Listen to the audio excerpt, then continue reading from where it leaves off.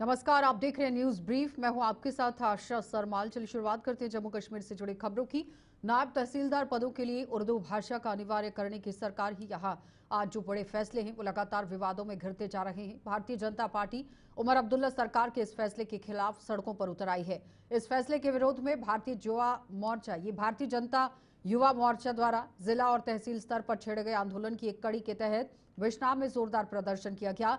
मोर्चा के प्रदेश अध्यक्ष अरुण प्रभात की अध्यक्षता में हुए इस कार्यक्रम में यहां आप देखिए किस तरह से काम हुआ, लेकिन फिलहाल ये कार्यक्रम नहीं, प्रदर्शन चल रहा था और प्रदर्शन में प्रदेश सरकार का पुतला जलाकर उसके खिलाफ जोरदार नारेबाजी की गई। बिजनौर के पूर्व विधायक और पार्टी के वरिष्ठ नेता अश्विनी शर्मा भी इस प्रदर्शन में शामिल हुए और सरकार से इस फैसले को तुरंत वापस लेने की मांग कर दी।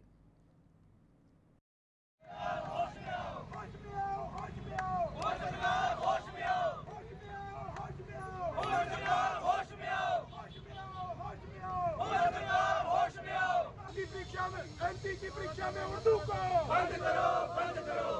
We want justice, we want justice, we want justice। साडा हक है हक, साडा हाय हाय हाय हाय हाय हाय बंद करो। तुष्टीकरण की राजनीति बंद कर, हाय हाय तानाशाही नहीं चलेगी, तानाशाही नहीं चलेगी, बंद करो। जम्मू कश्मीर के अंदर 5 ऑफिशियल लैंग्वेजेस हैं, हिंदी, अंग्रेजी, उर्दू, कश्मीरी और डोगरी।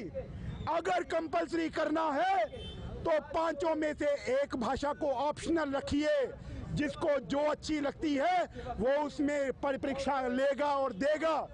परंतु ये साजिशन तौर पर एक अपनी मंशा को जग जाहिर करने का काम उमर सरकार ने किया है, जिसका विरोध जम्मू के गली गली के अंदर नौजवान निकल के कर रहा है। आज हमने बिजनौर के अंदर एक प्रोटेस्ट मार्च निकाल करके नौजवानों के साथ मिलकर के इसका इजहार किया है। अगर उमर सरकार ने अब भी इस निर्णय को वापस नहीं लिया तो आने वाले समय पर सभी नौजवान इकट्ठा होकर के उमर सरकार की ईंट से ईंट बजा देंगे। पर इस अन्यायपूर्ण तरीके को और इस रिक्रूटमेंट को कभी भी स्वीकार नहीं करेंगे। आपके चैनलों के माध्यम से मैं जरूर उमर सरकार को एक चेतावनी देना चाहता हूं। या तो आप मान लीजिए कि ये रिक्रूटमेंट आपने नहीं निकाली, और अगर आपने निकाली है तो इसको वापस लेने का जिम्मा भी आपका है, और अगर आपने इसको वापस नहीं लिया तो आने वाले समय पर आपकी सरकार की ईंट से ईंट बजाने का काम जम्मू का नौजवान करेगा। ये नेशनल कॉन्फ्रेंस पीडीपी सरकारें आती हैं तो ये कहीं ना कहीं से जम्मू के साथ भेदभाव करना शुरू कर देते हैं, और इनकी ये एक माइंडसेट है, इनकी ये विचारधारा है। आज बहुत बड़ा भेदभाव जो है जम्मू के युवाओं के साथ उमर सरकार जो है वो करने जा रही है।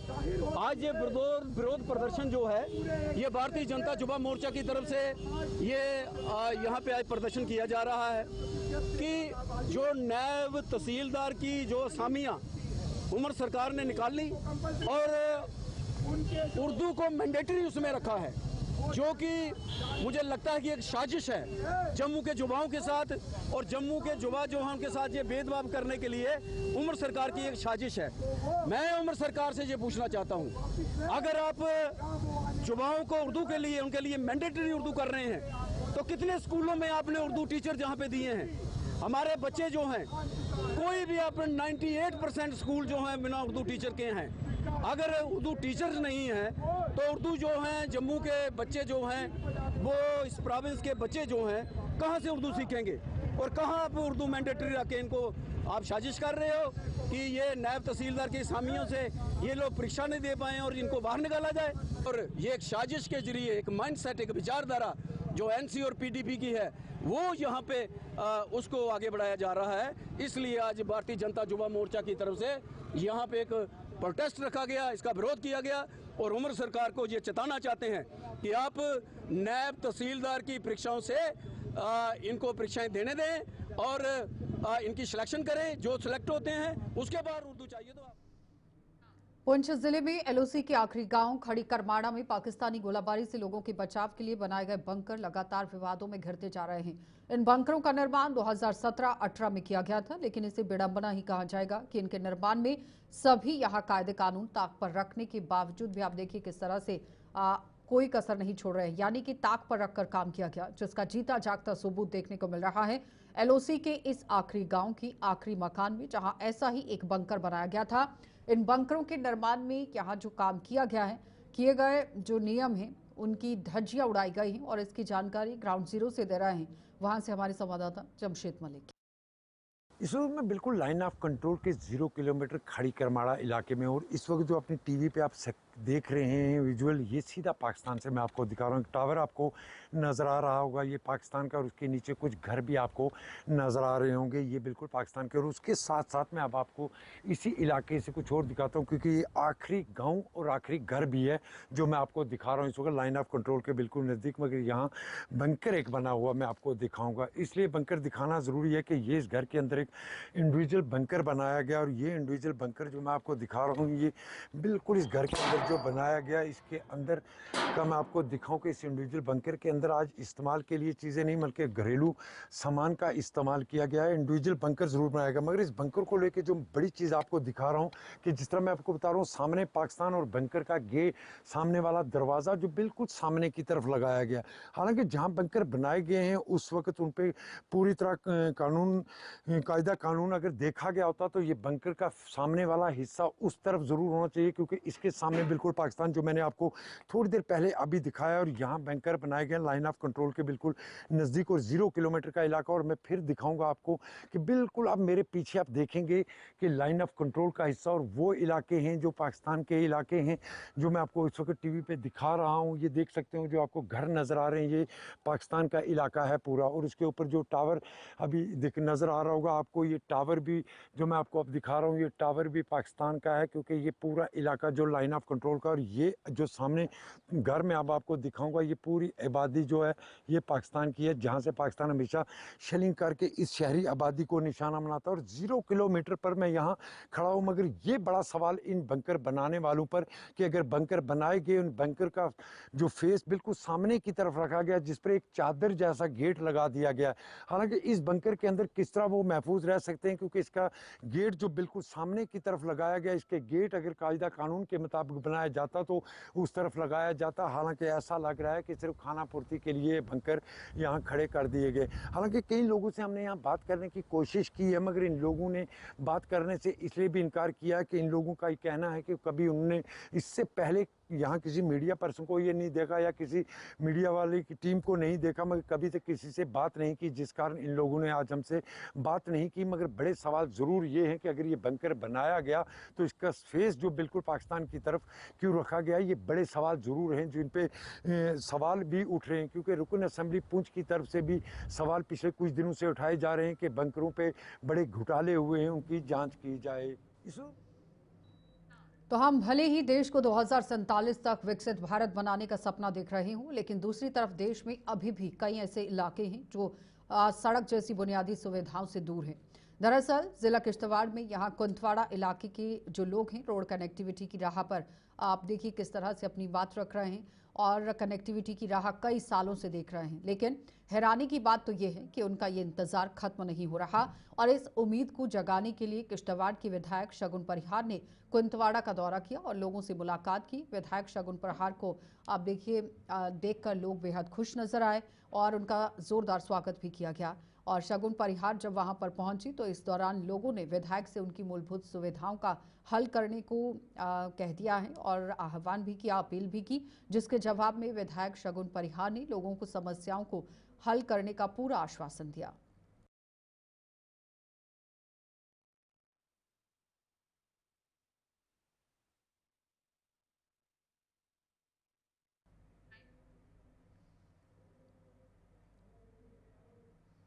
जम्मू पंच हाईवे पर यहां अप्पर पोथा इलाके के लोगों ने आज जल शक्ति विभाग के खिलाफ प्रदर्शन करते हुए हाईवे जाम कर दिया। स्थानीय लोगों ने कहा कि पिछले कई महीनों से उन्हें पानी की भारी किल्लत का सामना करना पड़ रहा है और इसके बावजूद विभाग की ओर से कोई कारगर कदम नहीं उठाया गया। उन्होंने जल शक्ति विभाग के खिलाफ नारेबाजी करते हुए पेयजल आपूर्ति जल्द से जल्द सुनिश्चित करने की मांग की। वहीं सुरनकोट के ही एसडीएम मोहम्मद फारूक खान मौके पर पहुंचे और आज शाम तक पानी की आपूर्ति बहाल करने का आश्वासन देकर हाईवे पर यातायात बहाल करवा दिया गया। इस बीच में आज सुरनकोट से गुजर रहे भाजपा के पूर्व अध्यक्ष रविंद्र रैना ने भी प्रदर्शन कर रहे लोगों से मुलाकात की और उनकी समस्याओं का संज्ञान लिया और पुंछ के डीसी और सुरनकोट के ही एसडीएम से फोन पर बातचीत कर इन लोगों को जल्द से जल्द राहत पहुंचाने की भी बात कही। माता बुजुर्ग नौजवान इतना सड़कें बैठे ने, तीन अफसरों फारूक साहब अपने अफसर तो सारे लोग तो सारे इन्हें लोगों की खिदमतदारी होनी चाहिए, जरा इन्हें ख्याल करो। चलो मैं फायदा मैं से करता हूं। हमारी मांगे पूरी करो, हमारी मांगे पूरी करो, हमारी मांगे पूरी करो। गुंडागर्दी से तो पोठा परेशानी है। 6 महीने हो गए हैं, ना पीएचई वाला कोई है ना महकमे वाला कोई है। हम खज्जे नहीं, 6 महीने हो गए, ना पानी आ रहा है ना कुछ। सुबह बच्चे जाते हैं मस्जिद में, पानी नहीं होता है। हम सुबह के आज 6 महीने हो गए पीएचई वाले को बोलते हैं, कहते हैं हमारी ड्यूटी नहीं है इधर। कभी बोलते हैं एसटीएम आएगा, कभी बोलते हैं पीडब्ल्यूडी आएगा, कोई नहीं आ रहा है। लेकिन आज हम खज्जल हैं। अगर आप खुद सोचो कि आपके माँ बाप अगर बच्चे जाएंगे पानी भरने के लिए, सभी के घर में पानी है, हमारे 10 घर हैं जिनमें पानी नहीं है। हम इतने खज्जल हैं कि आप खुद बताओ हम क्या करें। सुबह से हमने रोड बंद की है, कोई बंदा नहीं माला महकमे वाला आया। इस वक्त का महकमे वाला कोई आदमी यहाँ पर नहीं पहुँचा कि हम देखें औरतें मर्द क्यों खड़े, ब्लॉक क्यों है रोड हुई, अभी तक कोई नहीं आया। सुबह 7 बजे अब 10 बजने लगे तब तक कोई महकमे वाला नहीं है। आज से हमने सब अपील की है, एसटीएम तक गए हैं, कहते हैं एसटीएम तक भी गए, एसटीएम ने कोई हाल नहीं किया है। आप बताओ हम क्या करें। अगर इस वक्त हाल नहीं हुआ तो हमने रोड शाम को फिर दोबारा ब्लॉक कर देनी है। हाँ, मैंने पानी के लिए बंद की हुई है रोड। 1 साल हो गया। हम एसडीएम के पास भी गए, जेई के पास भी गए, ए के पास भी गए। बोलते आज आएंगे, कल आएंगे, आज हाल हो जाएगा, कल हाल हो जाएगा। हम डेली वेट करते हैं, ना जेई आता है ना ए आता है। हमारा किसी पानी की वजह से हल नहीं हो रहा। 1 साल हो गया हमारा पानी बंद है। हम ऐसे उधर बावली क्या उधर से लाते हैं पानी की। हम यहाँ हालात बहुत खस्ता है। पिछले 1.5 साल से हम एसडीएम साहब फारूक साहब के पास जाते रहे। एडब्ल्यू जो नाम नहाद यहाँ एडब्ल्यू है, उसको हमने एप्लीकेशनें भी दी हैं। यहाँ हम पैसे भी देते हैं पीएचई डिपार्टमेंट को, हर दिन 2-3 हज़ार रुपये जमा करवाते हैं। पानी चलना चाहिए, इन लोगों का पानी नहीं चल रहा है। 2-4 मखसूस घरों को पानी दे रहे हैं, इसलिए आप मजबूर हो गई है औरतें। तो इन्होंने यहाँ प्रोटेस्ट किया है, क्योंकि फारूक साहब भी बोल रहे थे पानी चलाऊंगा। एडब्ल्यू को एज एमएलए ने भी फ़ोन किए कॉन्फ्रेंस में रखकर, उसने एमएलए की भी नहीं सुनी। तो बहुत ज़्यादा हालात जो मुश्किल से 2-4 हैं, तो इस वजह से मजबूर होकर लोगों ने रास्ता बंद किया है। सरकार नाम नहा सरकार है, एलजी सरकार भी कुछ काम नहीं कर रही। गवर्नमेंट से तो हमें उम्मीद ही नहीं है। जो मंत्री है पीएचई का, वो तो हमारा अपने एरिया का है, पीर पंजाल का है, वो भी नाम नहाद है, उसके पास कोई पावरें नहीं है। जल शक्ति का हमारी मांग है कि लोगों के पानी बहाल होने चाहिए, बस ज्यादा कुछ नहीं है। यहाँ बॉर्डर के जिला पुंछ में आया था और जब यहाँ से गुजर रहा था सुरनकोट बाईपास कोठा, तो यहाँ बहुत सारी हमारी माताएं, बहनें, नौजवान, बुजुर्ग साथी यहाँ मैंने देखा कि अपनी मांगों को लेकर ये धरना कर रहे हैं और प्रोटेस्ट कर रहे हैं। शायद यहाँ पिछले कई दिनों से यहाँ पानी नहीं आया है और उसको लेकर जो है वो उन्होंने अपनी जो है डिमांड्स को लेकर, पानी की बहाली को लेकर कि पानी की सप्लाई बहाल की जाए, यहाँ प्रोटेस्ट किया है। मैं गुजर रहा था, मैंने देखा इन्होंने मेरे से बात की है। मैंने डीसी राजौरी, डीसी पुंछ जनाब विकास कुंडल साहब से और एसडीएम सुरनकोट फारूक खान साहब से भी बात की है। खुद नायब तहसीलदार साहब जहां जो मजिस्ट्रेट हैं यहाँ मौके पर पहुंचे हैं और मैंने डीसी साहब से भी और एसडीएम साहब से भी गुजारिश की है कि इन लोगों की जितनी भी तकलीफें हैं, परेशानियां, वो दूर होनी चाहिए। जम्मू यूनिवर्सिटी के भद्रवा कैंपस की ओर से आज शारीरिक फिटनेस का संदेश दिया गया और साथ ही साथ ड्रग्स के दुष्प्रभावों की जानकारी देने के साथ साथ राष्ट्रीय एकता का महत्व भी बताया गया। इस कैंपस में आज लोगों में जागरूकता लाने के मकसद से मैराथन का आयोजन किया गया, जिसकी शुरुआत जम्मू यूनिवर्सिटी के वाइस चांसलर प्रोफेसर उमेश राय ने करवाई। मैराथन में यहां कई स्कूलों के स्टूडेंट्स ने भी भाग लेते हुए लोगों को जागरूक करने में अपनी भूमिका निभाई। आज योगा डे जो हमारे इंटरनेशनल योगा डे 21 को है, उसका हम वर्कशॉप भी जो है आप करेंगे।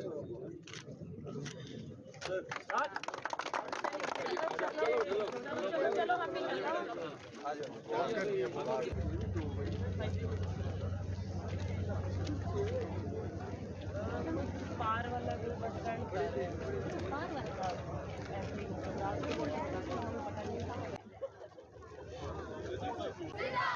Say no to! Say no to! Say no to!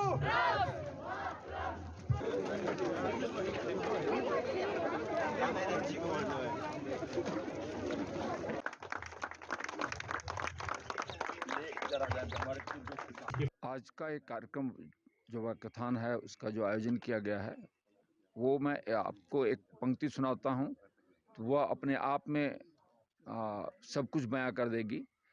जो भरा नहीं है भावों से बहती जिसमें रसधार नहीं, वह हृदय नहीं है पत्थर है जिसमें स्वदेश का प्यार नहीं।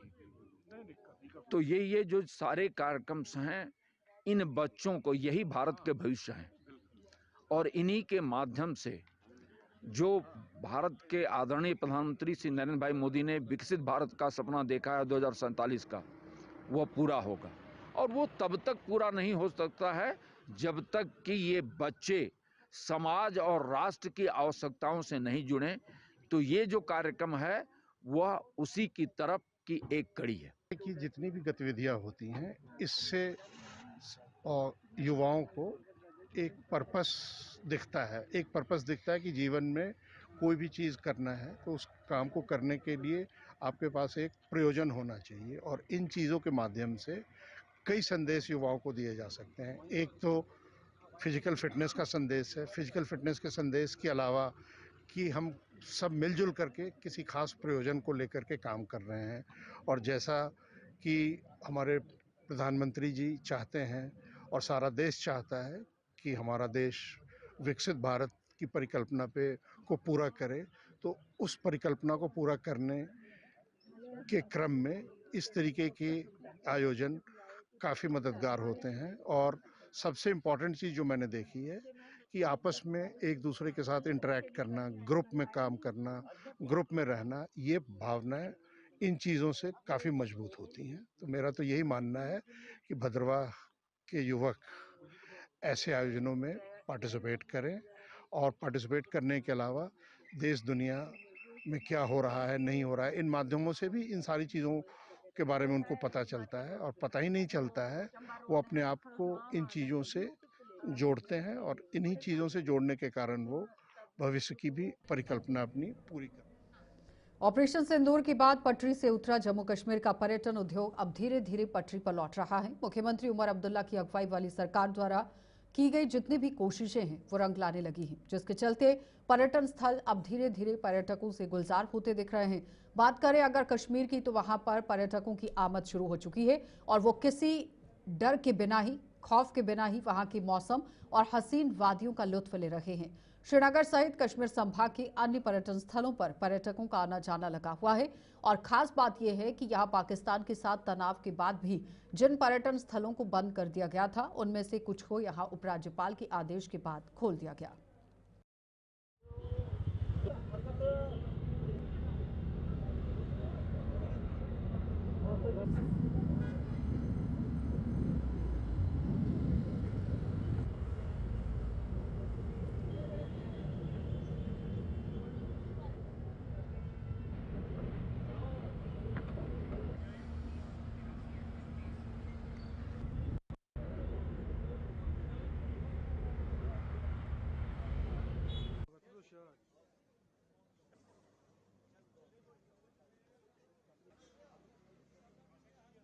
मौसम बहुत अच्छा है यहाँ का। जैसे पिछली बार में आया था, थोड़ी गर्मी ज़्यादा थी, भीड़ भी खैर बहुत कम है इस बार, क्या चक्कर है मैं ये जानना चाहूंगा आप बाहर से, गर्मी काफी ज्यादा, यहाँ आके कैसा लग रहा है आपको कश्मीर? सर हम जयपुर राजस्थान से आए हैं, तो आपको पता होना चाहिए कि हिंदुस्तान में सबसे ज्यादा जो टेम्परेचर रहता है लगभग राजस्थान के ही शहर सबसे ज्यादा टेम्परेचर में आते हैं। उस तुलना में हमारे यहाँ 50 डिग्री टेम्परेचर होता है, अभी यहाँ 25 डिग्री टेम्परेचर, तो बहुत अच्छा लग रहा है। आपको कैसा लग रहा है? आप कश्मीर अच्छा आए लग रहा है, मैं तो फर्स्ट टाइम आई हूँ, मेरे को तो बहुत अच्छा लग रहा है। तो यहाँ का माहौल देखकर अच्छा लगा आपको? सुकून अच्छा ही लग रहा है। अभी तो घूमेंगे हम 3-4 दिन। ये कश्मीर आने का ख्वाब था आपको, ड्रीम था? बहुत ज्यादा। सर आपसे जानना चाहूंगा, अभी आप अपनी फैमिली के साथ यहाँ कहाँ कहाँ जाने का प्लान है आपका? सर अभी मेरा प्लान गुलमर्ग का है, सोनमर्ग का है, पहलगाम तो शायद बंद है आदि, और सिंथन टॉप जाना है मेरे को। क्या आपका भी वेलकम, कैसा लग रहा है? बढ़िया, बहुत अच्छा लग रहा है। प्लान कर रहे थे? हमारे हो गए 2-3 महीने हो गए। 2-3 महीने हो गए। तो फाइनली आप कश्मीर आ गई। भाभी साथ में आइए, कैसा लग रहा है आपको? बहुत अच्छा लग रहा है। एंजॉय कर रहे हैं आप यहाँ? खुशनुमा माहौल लग रहा है सर? आप बिल्कुल एक नंबर। बहुत अच्छा। जानना चाहेंगे क्या मैसेज आप भी देंगे बाकी टूरिस्टों को? सब लोग आओ, घूमो, ठंड का आनंद लो। आप क्या मैसेज देंगे? यही देना चाहती हूँ अभी। ये आपकी ड्रीम प्लेस थी कश्मीर? हाँ। सर आपकी मैसेज फाइनली फॉर टूरिस्ट जो आपको पूरे इंडिया में देख रहे हैं इस वक्त? मैं कह रहा हूँ कि पूरे हिंदुस्तान के लोगों से मैं आग्रह करना चाहता हूँ कि जिसके पास भी समय मिले एक बार कश्मीर उसको अवश्य घूमना चाहिए। हिंदुस्तान की सुंदरता यहीं बसती है, स्वर्ग असली यहीं है।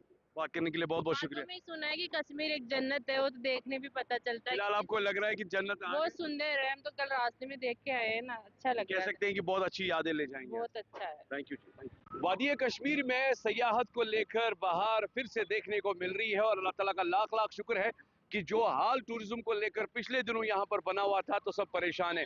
मैं एक साइड से अपनी वीडियो जर्नलिस्ट से गुजारिश करूंगा कि वो थोड़ा सा राइट पैन करे और एक साइड से आपको दिखा दे कि आप देख सकते हैं कि जहाँ ट्रैफिक की आवाजाही जो है इस बुलवार्ड रोड को लेकर फिर से दिखनी शुरू हो गई है।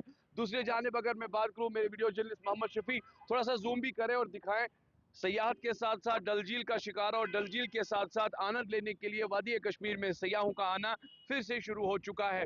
कह सकते हैं कि ये बहार है जिस बहार का इंतजार हर किसी को हो रहा था। फिलहाल खास तौर पर मौसम के मामलात को लेकर बात करें तो बाहर काफी ज्यादा टेम्परेचर हाई है। यहाँ जब सयाह आ रहा है तो उनका मानना है कि जन्नत में आ गए हैं और लोगों तक, बाकी लोगों तक भी यही मैसेज पहुंचाई जा रही है, वादी कश्मीर है जन्नत का नजारा। वीडियो जर्नलिस्ट मोहम्मद शफी के साथ Saeed Irfan Fazil, Gulistan news, Srinagar Kashmir. Government degree college Poonch परिसर में नवीनीकरण कार्य के बाद सद्भावना हॉल का आज उद्घाटन कर दिया गया। सेना की 93 इन्फेंट्री ब्रिगेड के कमांडर ने यहाँ जिले के डीसी विकास आयुक्त कुंडल, जो कि आप देखिए विकास कुंडल हैं, और अतिरिक्त पुलिस अधीक्षक सहित कॉलेज के प्रिंसिपल और अन्य अधिकारी भी वहां उनके साथ मौजूद रहे। गणमान्य लोगों की मौजूदगी में इस हॉल का उद्घाटन हुआ और उद्घाटन समारोह के बाद यहाँ प्रदर्शनी, बैडमिंटन मैच का भी आयोजन किया गया। ये सद्भावना हॉल शैक्षणिक, सांस्कृतिक और सामाजिक गतिविधियों के लिए महत्वपूर्ण केंद्र साबित होगा, जहां विद्यार्थियों के साथ साथ अन्य लोग भी अपनी प्रतिभा का प्रदर्शन कर सकेंगे। माता की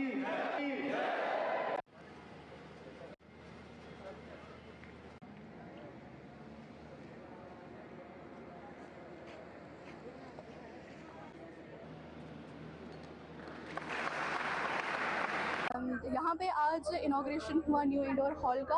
आर्मी चीफ आए थे यहाँ पे एज अ गेस्ट और हमने यहाँ पे हिस्सा लिया था खेलने के लिए। तो यहाँ पे हमें बहुत अच्छा लगा, खेल के एक्सपीरियंस रहा और हर एक यहाँ पे बहुत अच्छा बंदा था, लाइक हर एक ने कोऑपरेट किया और बहुत अच्छा लगा।